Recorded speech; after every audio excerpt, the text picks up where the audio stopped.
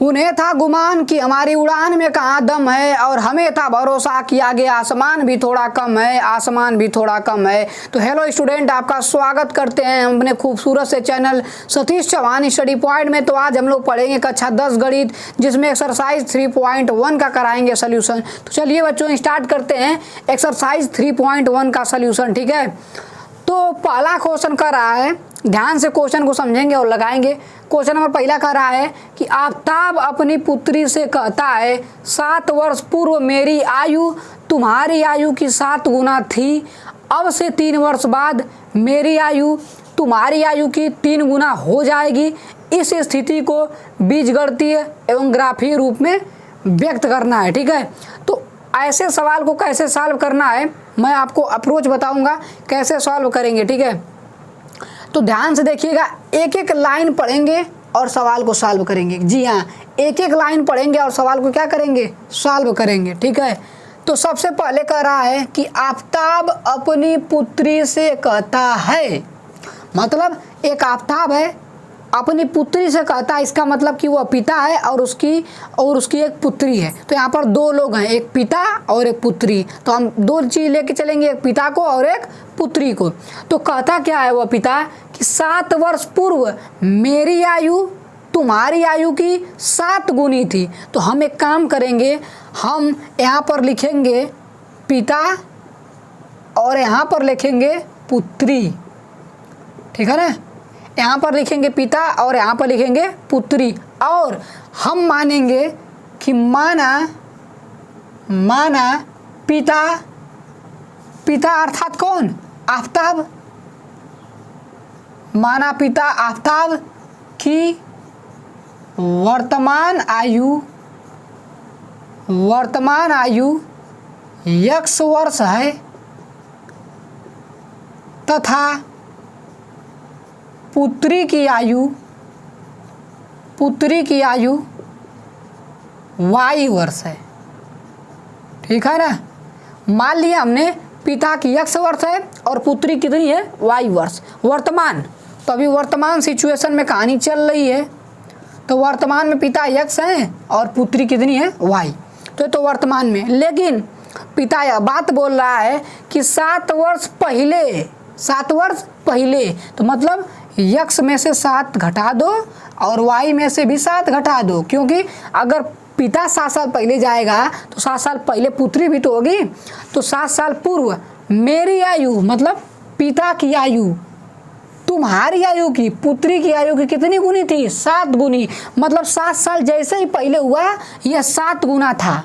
7 साल पहले कितना गुना था, 7 गुना। तो 7 साल पहले कितना गुना है, 7 गुना है। लेकिन अगर मैं इन दोनों के बीच बराबर का चिन्ह लगाऊं तो क्या बराबर का चिन्ह लगाना सही है, नहीं सही है, क्योंकि दोनों की वर्तमान आयु तो XY ठीक थी, लेकिन जैसे ही हमने 7 साल माइनस किया यह 7 गुना हो गया है। कौन 7 गुना हो गया है, पिता। तो बराबर करने के लिए हमें इसमें पुत्री वाले में 7 से गुणा करना पड़ेगा, तभी तो बराबर होगा, क्योंकि ये 7 गुना ऑलरेडी हो चुका है। तो कैसे बराबर होगा, जब इसमें 7 से गुणा करेंगे तब। तो अब इसको सॉल्व करते हैं आराम से, तो हो जाएगा x माइनस 7 बराबर 7 का गुणा y में करेंगे 7y, 7 का गुणा 7 में करेंगे 7 7 है 49। ठीक, अब 7y को इधर लाइए तो x माइनस 7y बराबर माइनस 49 रहेगा, माइनस 7 इधर जाएगा तो क्या होगा, प्लस 7। तो x माइनस 7y बराबर 49 में से 7 घटेगा तो आएगा माइनस 42, और इसे बोलेंगे समीकरण नंबर 1। क्या बोलेंगे, समीकरण नंबर 1। तो आपका हमने यहाँ से लेके यहाँ तक पढ़ने तक हमारा एक समीकरण बन गया। अब देखिए आगे बात करते हैं। तो इसको मैं मिटा रहा हूँ, ठीक है ना, आप उतार लीजिए, मैं इसको क्या कर रहा हूँ, मिटा रहा हूँ। चलिए अब देखिए, यहाँ पर लिखते हैं फिर से पिता और लिखते हैं फिर से हम लोग पुत्री को। देखिएगा, वर्तमान में जो पुत्री है, वर्तमान में जो पिता x है और पुत्री कितनी है, y है। अब सुनो, अब कह रहा है, फिर पिता बोल रहा है, फिर आफताब बोल रहा है कि अब से 3 वर्ष बाद यानी 3 साल बाद, वर्तमान समय से 3 साल बाद बता रहा है, भविष्यवाणी कर रहा है।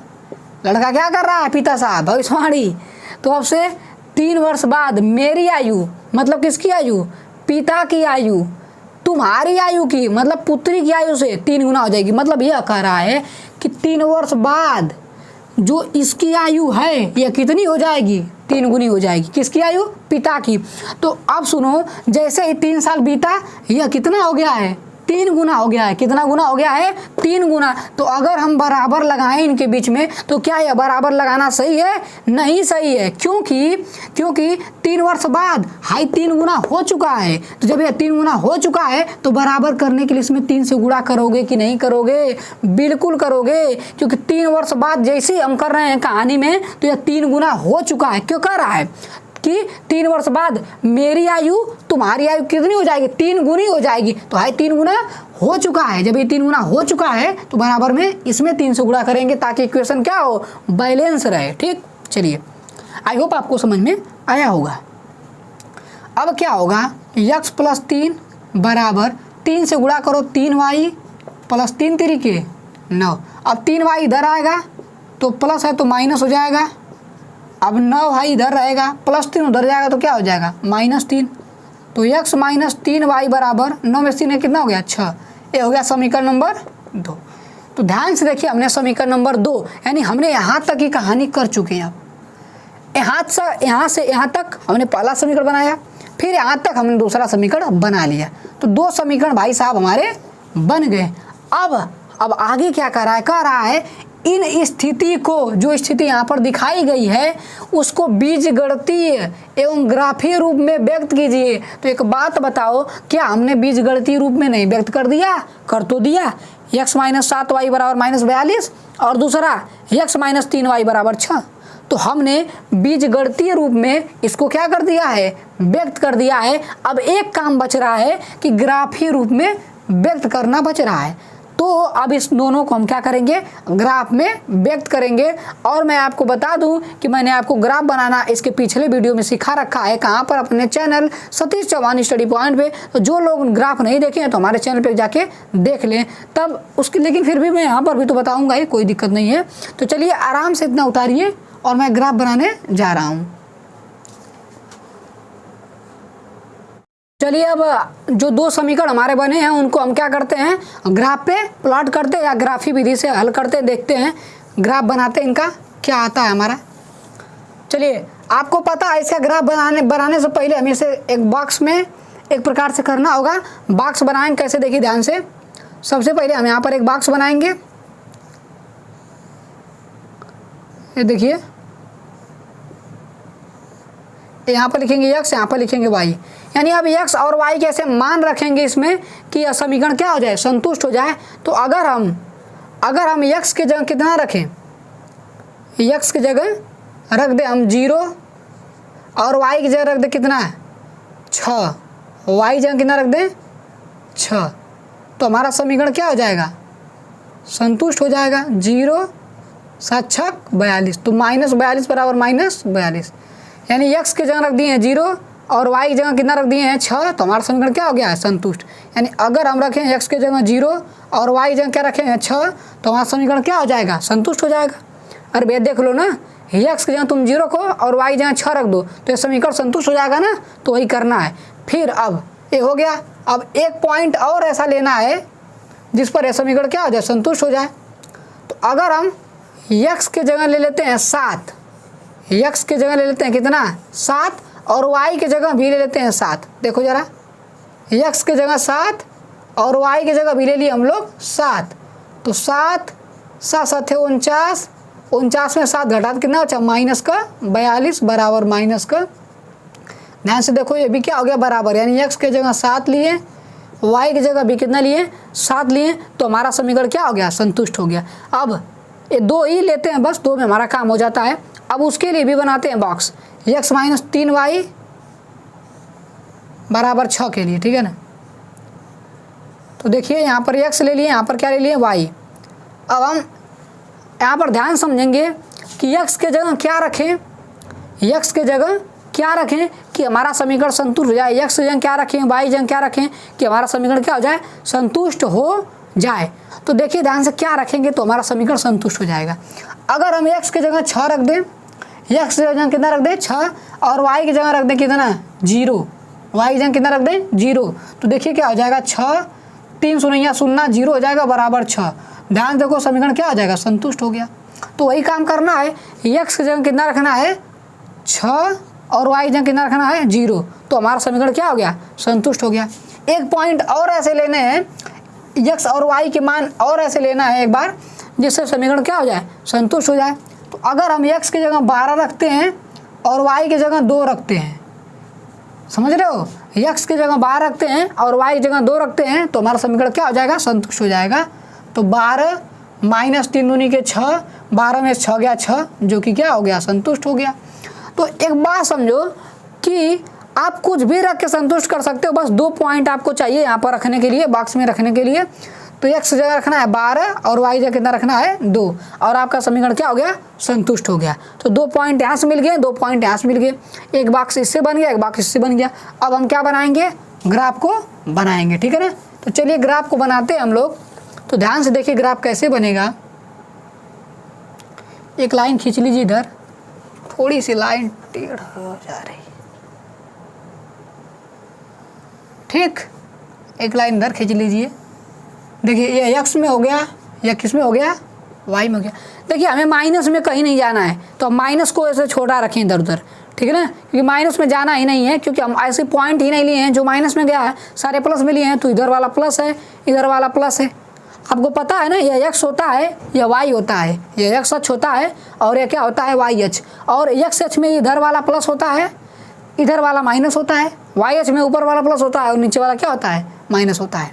तो चलिए इस बॉक्स को यहाँ पर देखते हैं कैसे बनेगा। सबसे पहले हम पॉइंट लोकेट कर लेते हैं। मैं यहाँ करता हूँ 5, फिर करता हूँ 10, फिर करता हूँ यहाँ पर 15, फिर करता हूँ 20, फिर करूँगा 25, ऐसे और होंगे। ऊपर भी कर लेते हैं 5, 10, 15, बस इतने ही में काम हो जाएगा, कोई खास जरूरत नहीं है। हो गया। अब सुनिएगा, पहला कर रहा है इस वाले को, देखिए x पे 0 चलना है, y पे 6 चलना है। x पे 0 चलना है, y पे 6, तो x पे 0 मतलब यहाँ पर यही 0 है ना, मतलब यहीं पर कहीं रहना है, और y पे कितना चलना है 6, मतलब y पे 6 मतलब 5 के बगल में यहाँ पर 6। तो एक बात बताओ, यही तो 0 कामा 6 होगा। अरे भैया यही तो 0 कामा 6 होगा, बिल्कुल, क्योंकि यहाँ पर 0 कामा 6 कैसे होगा, 0 यहाँ पर बताओ x में कुछ है नहीं है, यहाँ पर x कितना है 0 है, इस पॉइंट पे x कितना है 0। अरे यार x तभी हो सकता है, x तभी होगा जब आप इधर जाओ या इधर जाओ, आप तो यहीं पर हो ना, तो x तो है ही नहीं, तो x 0 है और y कितना है 6, क्योंकि 6 ऊपर आए हैं, तो ये हमारा हो गया 0 कामा 6। उसके बाद 7 कामा 7, उसके बाद 7 कामा 7। तो एक बात बताओ, 5 के बगल में मुझे लगता है 7 यहीं पर कहीं आएगा, है ना। अब ऊपर भी तो 7 चलना है, y पर भी 7, तो y पर 7, हाई 6 हुआ था, तो इसके जस्ट बगल में मुझे लगता है यदि कहीं 7 होगा, हाई कहीं का होगा 7 होगा, और हाई x वाला 7 यह था, देखो यही तो था, तो यहीं पर पॉइंट तो आएगा। अब इसको मिटा दो, है कि नहीं भैया, समझ में आना चाहिए और कुछ नहीं, ठीक है ना, यही पॉइंट होगा, यही पॉइंट होना चाहिए। देखो यही तो 7 कामा 7 होना चाहिए, क्यों, इस पॉइंट को देखो, यह पॉइंट जो है x से 7 ही तो दूर है, यह जो पॉइंट है x अक्ष से कितना दूर है 7, तो x पे 7 हो गया, y पे 7। अब देखो यह पॉइंट ऊपर कितना है 7 है, तो y में भी 7 हो गया, तो 7 कामा 7। अब इन दोनों पॉइंट को क्या कर देंगे, हम मिला देंगे, इन दोनों पॉइंट को क्या कर देंगे, आप ऐसे मिला देंगे, थोड़ा सा ऐसे हो गया, आप सीधे बनाइएगा बिल्कुल। ये आपका एक देखो थोड़ा सा ऐसा टिल्ड हो गया है, बट आप बढ़िया से बनाओगे ना स्केल से तो अच्छा बनेगा, तो ऐसे मैंने सीधे कर दिया। ओके, आगे बढ़ते हैं। तो इसके वजह से तो आपका कहानी होगी, मतलब x माइनस, आप लिखोगे यहाँ पर कि x माइनस 7y बराबर -42 वाला ग्राफ बन गया, यही ग्राफ है, ऐसे जा रहा है, ठीक है। अब सेकेंड जो x माइनस 3y बराबर 6 है, उसके लिए ग्राफ बनाते हैं, ठीक है। तो उसके लिए ग्राफ बनाओ, पहला कर रहा है 6 और 0, यानी x पे 6 चलना है और y पे कितना चलना है 0। आराम समझो, x पे कितना चलना है 6 और y पे कितना चलना है 0, तो x पे 6 मुझे लगता है यहीं पर कहीं होगा, x पे 6 तो यही होगा ना। ये हो गया आपका x पे 6 और y पे कितना चलना है 0। y पे 0 का मतलब है न ऊपर जाना है न नीचे जाना है, वहीं पर रहना है। y पर मतलब न ऊपर, y पे अगर 0 है, अगर y पे 0 है इसका मतलब नहीं आपको ऊपर जाना नहीं आपको नीचे जाना है, मतलब यहीं पर आना है x h पे। तो यही तो हो गया आपका 6,0। ये हो गया आपका क्या 6,0। हाई वाला पॉइंट क्या हो गया 6,0 हो गया, ठीक है ना। हाई क्या हो गया 6,0 हो गया। उसके बाद दूसरा है 12,2, 12,2 यानी x पे 12 चलना है। तो देखो 10 है तो यहीं पर तो 12 होगा, यहीं पर क्या होगा 12। और y पे कर रहा है कितना चलना है 2, y पे 2 का मतलब मुझे लगता है ये 2 कहीं होगा, यही 2 होगा ना y पे 2 ऊपर, तो मुझे लगता है हाई होगा, यही है ना। तो देखो यही होगा क्या तुम्हारा 12, ये हो जाएगा आपका क्या 12,2। क्यों 12,2 होगा, इस पॉइंट को अगर आप ध्यान से देखो तो ये पॉइंट जो है यहाँ से कितनी दूर है x में 12 दूर है। देखो ये पॉइंट x से कितनी दूर है 12 दूर है, और ऊपर कितना है 2, देखो ऊपर 2 ऊपर है ना, तो 12,2 हो गया। अब इन दोनों पॉइंट को क्या कर देंगे ऐसे, आप ऐसे थोड़ा सा इसको मिक्स, अब देखो इसको क्या कर देंगे ऐसे मिला देंगे, ऐसे क्या कर देंगे आप मिला देंगे ऐसे थोड़ा सा, देखिए ना ऐसे लाइन गई है, ये दोनों लाइन इधर कहीं कट आउट हो जाएंगी, ठीक है ना। ये दोनों लाइन इधर कहीं क्या हो जाएंगी, देखो पीछे जगह नहीं है ना, आप बढ़िया से बनाओगे तो दोनों लाइन इधर कहीं क्या हो जाएंगी, देखो ऐसे लाइनें जा रही है ना तो दोनों इधर क्या हो जाएंगी कट जाएंगे। तो यही हमारा ग्राफ का निरूपण हो गया, ठीक है ना। देखो यहाँ पर क्या है एक्चुअल में कि हमारा जो वाइट बोर्ड छोटा पड़ जा रहा है एक्चुअल में, और लाइनें में थोड़ी सी इधर उधर हो जा सकती है क्योंकि हाथ ही है हिल जा रहा है इधर उधर। लेकिन आप अगर स्केल से बनाओगे, जो हम बताएं जैसे स्टेप बताए हैं वैसे ही आप स्केल से बनाओगे, एकदम एक्चुअल में करेक्ट बनेगा, ठीक है। बट फिर भी ठीक ही है, ऐसे हमने इसको लाइन खींचा, बताओ लाइन ऐसे जाएगी, ऐसे जाएगी और ये लाइन ऐसे जाएगी, दोनों इधर कटेंगे ना यार। देखो हाई लाइन ऐसे जा रही थी और हाई लाइन ऐसे जाएगी, तो दोनों आगे जाके कटेंगे ना, आगे जाके क्या होंगे कटे। देखो पैरेलल लाइन जो समांतर लाइन होती है सीधे जो जाती है बीच से एकदम सीधे, जैसे ये लाइन ऐसे होती है और ऐसे होती है तो ये कहीं नहीं काटती आगे, बट ये लाइन तो थोड़ी सी तिरछी है ना। तो देखो ये लाइन ऐसे जा रही है और ये लाइन ऐसे ऊपर की तरफ जा रही है, तो ये लाइन आगे जाके कटेंगी नहीं कटेंगी, बिल्कुल कटेंगी। तो ये हमारा ग्राफ बन गया, वैसे ग्राफ बिल्कुल क्या है आपका करेक्ट है, यह ग्राफ हमारा बन गया। तो ये हमारा बन गया दोनों समीकरणों से ग्राफ, ये हो गया तुम्हारा x - 3y = 6 का ग्राफ, ठीक है। तो आई होप आपको ग्राफ बनाना आया होगा। 3.1 यानी एक्सरसाइज 3.1 का पहला सवाल रहा। अब आप क्या करिए, जो अगले 2 सवाल हैं उसको भी लगाइए, नहीं तो अगली वीडियो में हम दोनों सवाल को भी करने की कोशिश करेंगे। तो यहीं पर करते हैं वीडियो को समाप्त। धन्यवाद, थैंक यू वेरी मच।